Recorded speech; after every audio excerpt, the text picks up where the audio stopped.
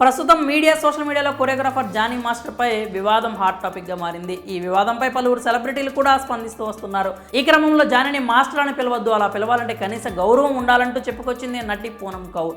ఇదిలా ఉంటే తాజాగా టాలీవుడ్ డైరెక్టర్ త్రివిక్రమ్ వివాదం మళ్లీ తెరపైకి తీసుకొచ్చింది. త్రివిక్రమ్ పై తాను ఇచ్చిన కంప్లైంట్ తీసుకున్నారా అంటూ మా అసోసియేషన్ను ప్రశ్నిస్తూ ట్వీట్ చేసింది పూనం.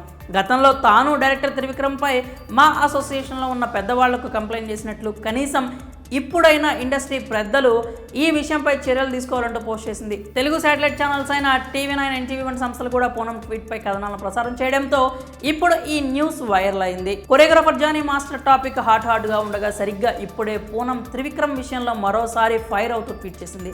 టాలీవుడ్ పెద్దలకు గతంలో ఇచ్చిన కంప్లైంట్ పై ఇప్పుడు త్రివిక్రమ్ను ప్రశ్నించాలని కోరుతున్నట్లుగా చెప్పుకొచ్చింది. అయితే అదే ట్వీట్లో పొలిటికల్ సఫరింగ్ అంటూ కూడా ఏదో రాసుకొచ్చింది. కానీ సరిగా అది ఏ అంశానికి సంబంధించిన విషయం అనే దానిపై మాత్రం ఎలాంటి క్లారిటీ లేదు.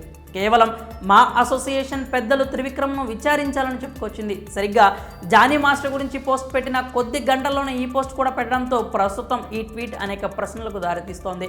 గతంలో కూడా నటి పూనం కౌర్ త్రివిక్రమ్పై సంచలన వ్యాఖ్యలు చేసిన సంగతి తెలిసిందే. త్రివిక్రమ్ ఎలాంటి వారో, ఆయన స్వభావం ఏంటో తనకు తెలుసని, మగవారి ఈగో కోసం ఆయన సపోర్ట్ చేస్తారని, ఇతరుల జీవితాలను త్రివిక్రమ్ నాశనం చేస్తారంటూ పూనం ఫైర్ అయింది. అప్పట్లో ఈ వ్యాఖ్యలు ఇండస్ట్రీలో కలకలం రేపాయి.